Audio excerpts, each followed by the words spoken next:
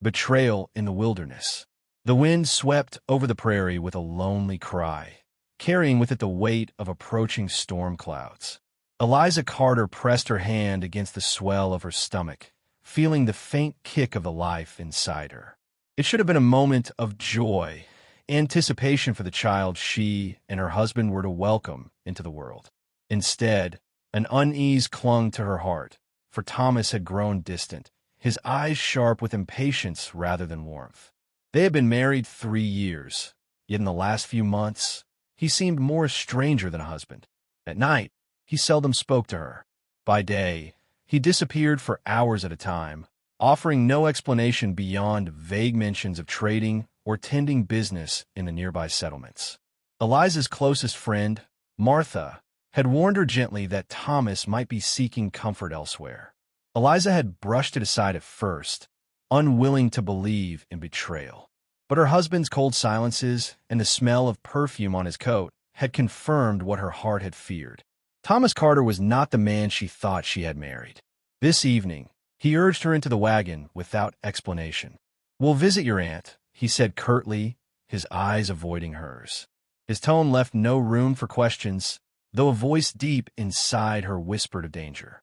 Still, with her condition, she had little choice but to obey. She sat quietly, fingers clasped, praying the journey might restore some sense of closeness between them. The prairie stretched endless around them, the horizon painted with streaks of crimson dusk. Hours passed, yet no familiar landmarks appeared. Eliza's suspicion grew with every turn of the wheels. "Thomas," she ventured softly, "this isn't the way to Aunt Margaret's." His jaw tightened. "Don't speak. Just trust me." But there was no trust left, only fear. When he finally halted the wagon, they were in a clearing miles from any settlement. The silence here was heavy, broken only by the restless stamping of the horses. Thomas dismounted and motioned for her to step down. Her legs trembled as she obeyed. "Why are we here?" she asked, her voice trembling. For a long moment he said nothing. Then his gaze, once the one she had turned to for protection, hardened like stone. "You were a mistake, Eliza. You and that child, nothing but chains around my neck." The words cut deeper than any blade. Tears welled in her eyes, but before she could respond, Thomas grasped her by the arm and shoved her roughly into the dirt. Pain seared through her body, her hands instinctively shielding her belly. She cried out, but the prairie swallowed her voice. He looked down at her without remorse. "No one will find you here." The realization struck like thunder. He intended to leave her, pregnant, weak, and utterly alone. "Thomas, please," she begged, her voice breaking. "Don't do this. Think of our child, your child." But Thomas turned away, climbing back onto the wagon. His face betrayed not a flicker of regret. With a snap of the reins, he drove off, leaving behind only the fading echo of hoofbeats.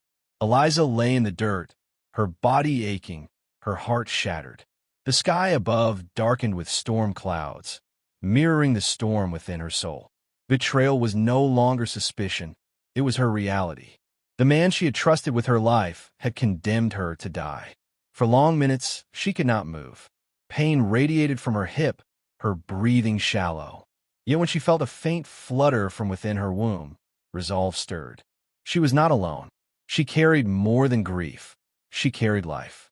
That fragile heartbeat inside gave her reason to fight. Slowly, painfully, she dragged herself toward the shelter of a fallen tree. Rain began to fall, cold drops stinging her skin, soaking her dress. The prairie became a blur of shadows and water, the world around her vast and merciless. Still, she clung to consciousness, whispering prayers to any listening spirit. Her thoughts drifted between despair and defiance. She remembered her mother's words long ago. "Strength is not given, child. It is found when you have no choice but to endure." The night grew darker, the storm fiercer. Eliza shivered, clutching her belly. She thought of Martha, of how her friend had always doubted Thomas's faithfulness. If only she had listened sooner. Now it was too late for regrets. All she could do was endure, one breath, one heartbeat at a time. As the storm raged, exhaustion claimed her. She closed her eyes, surrendering to the blackness, uncertain whether she would awaken again.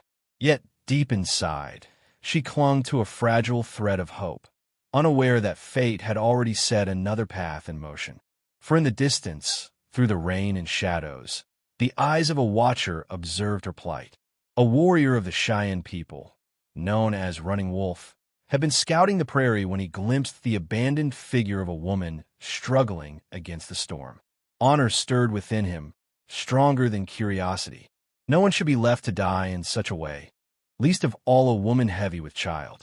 As Eliza's consciousness faded, she did not see the dark silhouette approaching, bow slung across his back, steps silent yet purposeful. Salvation was near, though she could not yet know it. Her husband's betrayal had left her broken and alone, but destiny was about to entwine her path with another, a man of a different world, whose heart held the compassion her own husband had long abandoned. And so the storm raged, the night deepened, and the first seeds of an unexpected bond were sown. The warrior's mercy.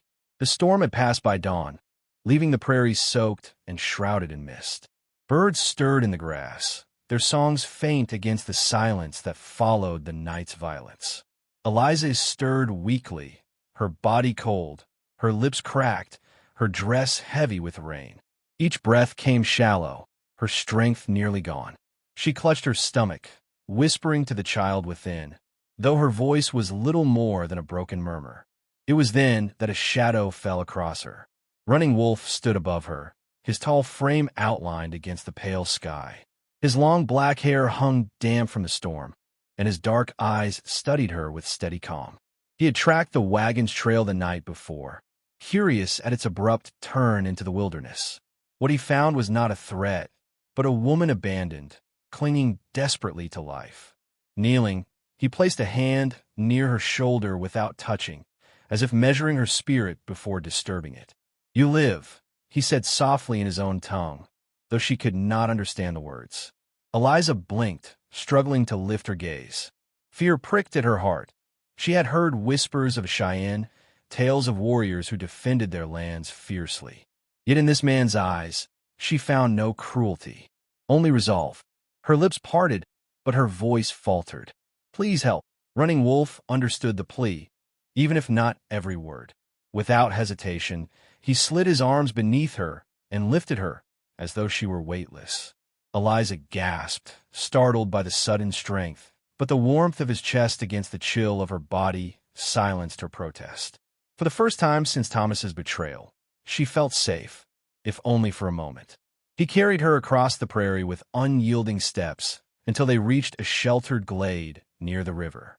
There, he built a small fire, its smoke rising thin into the morning sky. From a pouch at his belt, he drew dried herbs, mixing them with water from a flask. He held the mixture to her lips, urging her to drink.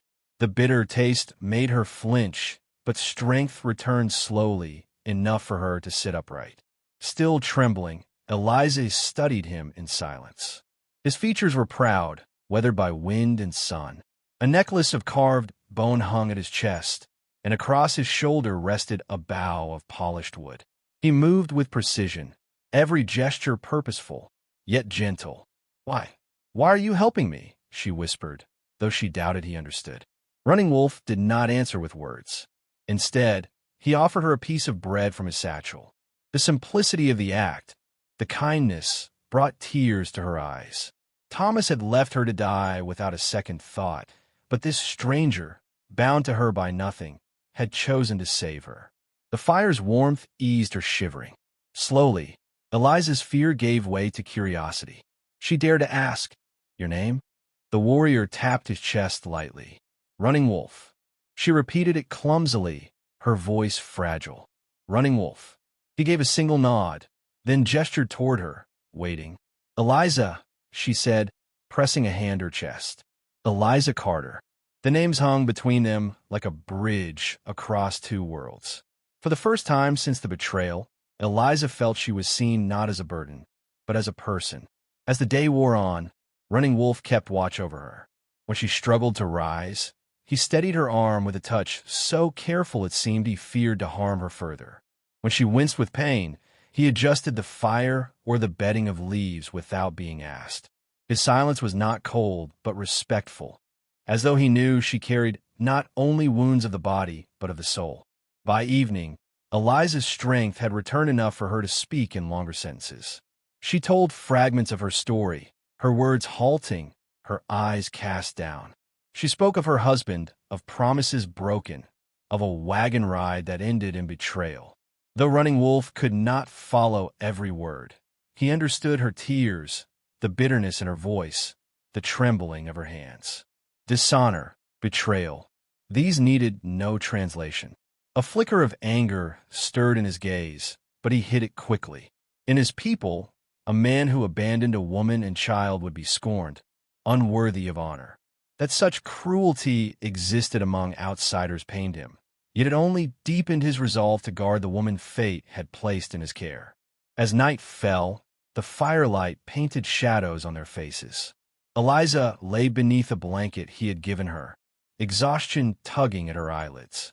Before sleep claimed her, she whispered, "Thank you, Running Wolf."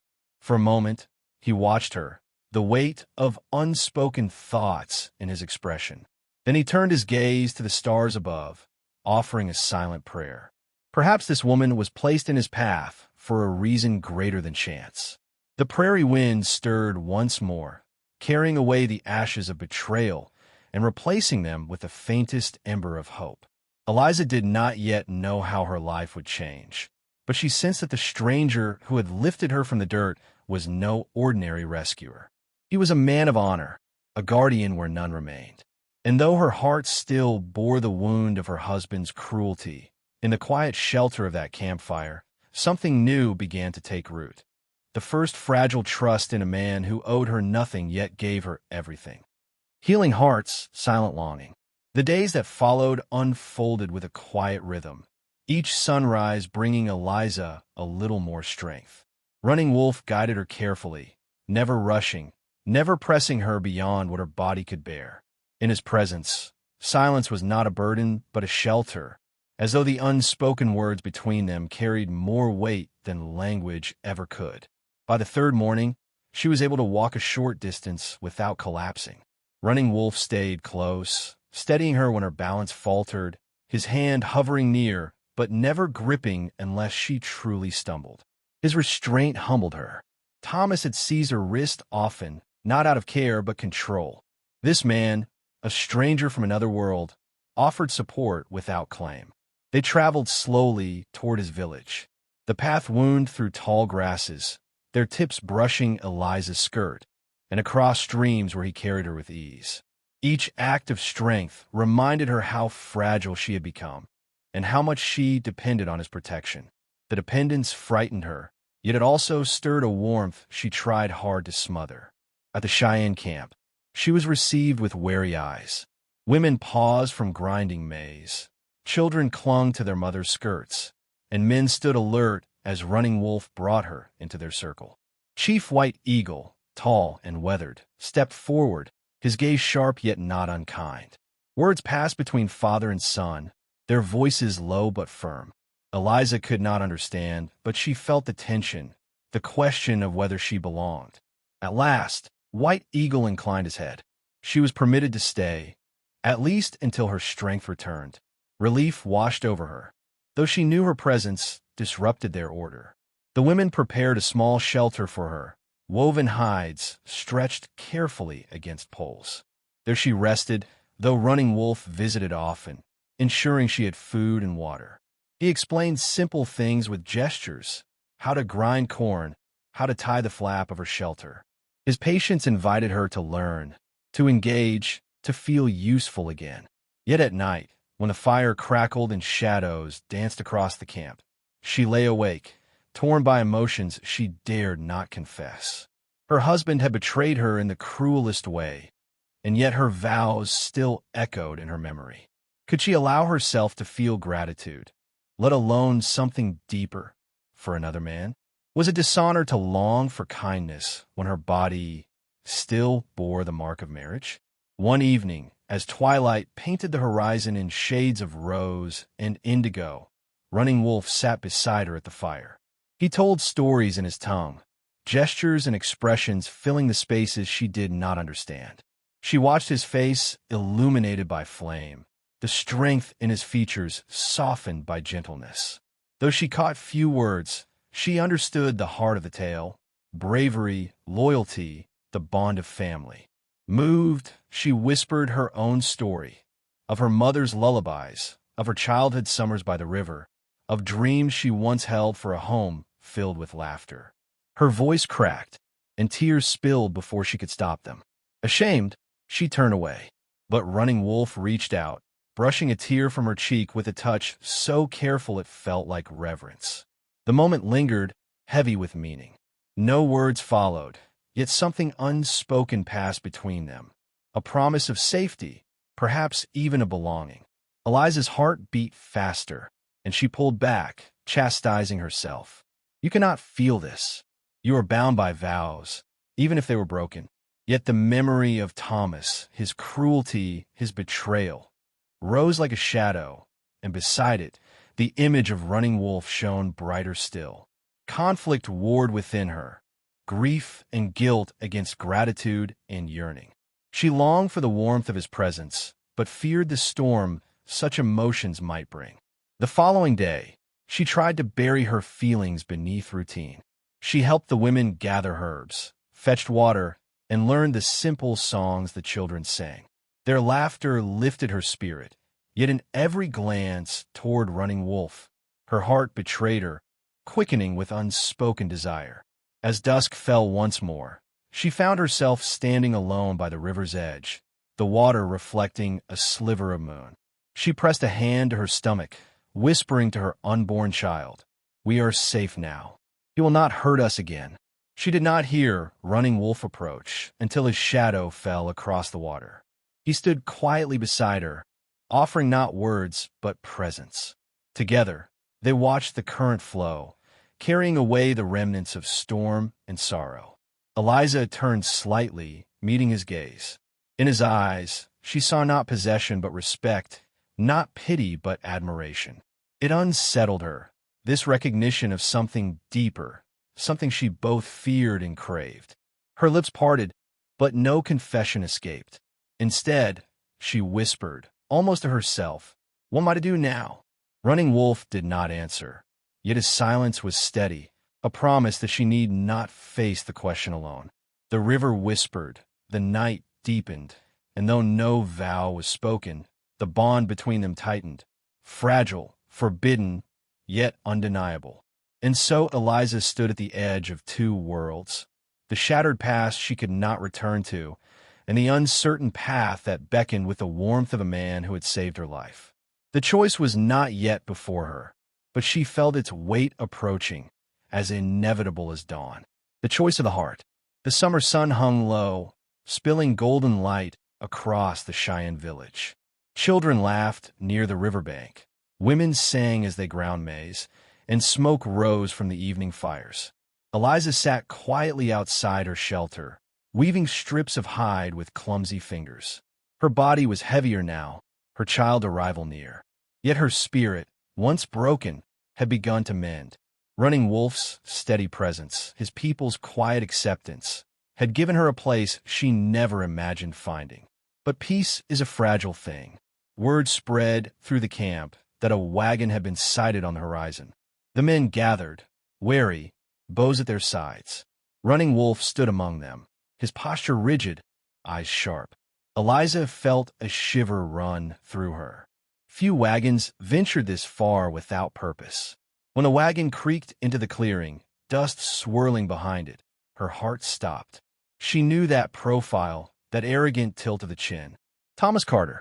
He dismounted with practiced ease, his coat freshly brushed, his expression cold as ever. He scanned the village, his gaze finally landing on Eliza. Instead of remorse, he smirked. "So," he said, voice dripping with false charm, "you survived." Eliza's stomach tightened. The memory of his betrayal, the shove into the dirt, the rain pounding her helpless body, rushed back like a wound reopened. Running Wolf stepped forward, placing himself between her and the intruder. His hand rested lightly on the hilt of his knife, though his posture remained calm. His presence was a shield, and Eliza drew strength from it. Thomas sneered at the warrior. "Step aside, savage.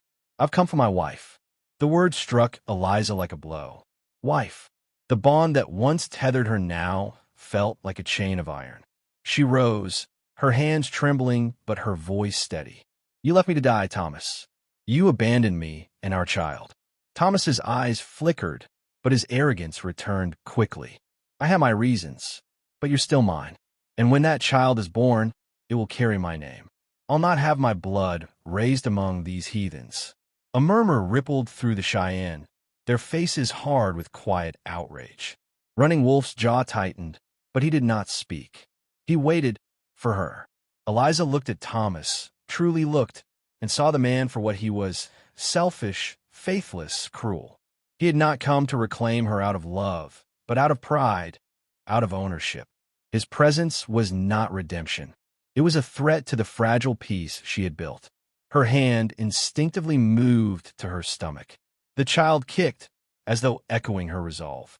"No," she said firmly, "I am not yours anymore." Thomas's face twisted with fury. He stepped toward her, but Running Wolf blocked his path. The warrior's voice, low and steady, cut through the tension. "She has chosen," he said in accented English, each word sharp with conviction. Thomas spat on the ground. "Chosen? You think she belongs to you? She's mine by law." Eliza drew herself taller, her voice carrying across the clearing. "Law did not protect me when you cast me aside. Vows meant nothing when you betrayed them. Whatever bond we had is broken. I will not return to you." The silence that followed was heavy, broken only by the crackle of a nearby fire. Thomas's face darkened. He looked from her to Running Wolf, and for the first time, he seemed to realize his claim held no power here. Surrounded by warriors, stripped of authority, he was merely a bitter man facing the truth. "Then you're dead to me," he hissed. Without another word, he mounted his wagon and turned it back toward the horizon. The dust swallowed him, and Eliza knew he would not return. The camp exhaled as one. Relief rippled through her body, leaving her weak with release. She sank onto a bench, tears burning her eyes, not of sorrow, but of freedom. Running Wolf knelt beside her, his hand brushing hers with careful reverence. Their eyes met, and in that gaze was no demand, no possession, only respect and something deeper, unspoken yet undeniable. Days later, the child came. The women of the tribe surrounded her with gentle hands, guiding her through the trial. The cries of new life filled the night, and when Eliza cradled the small, wriggling form against her chest, her heart swelled with joy she thought she had lost forever. Running Wolf stood near, silent, his eyes glistening in the firelight. When she looked up at him, exhaustion and happiness mingling in her smile, she whispered, "We are safe now." He inclined his head, the faintest smile touching his lips. In his presence, she felt no fear of betrayal, no shadow of abandonment. Only the promise of a future born not of cruelty, but of compassion. As dawn broke over the prairie, painting the sky in hues of gold, Eliza understood. Her story had begun with betrayal, but it did not end there. Out of cruelty had come kindness. Out of despair had come love. And though the road ahead was uncertain, she no longer faced it alone.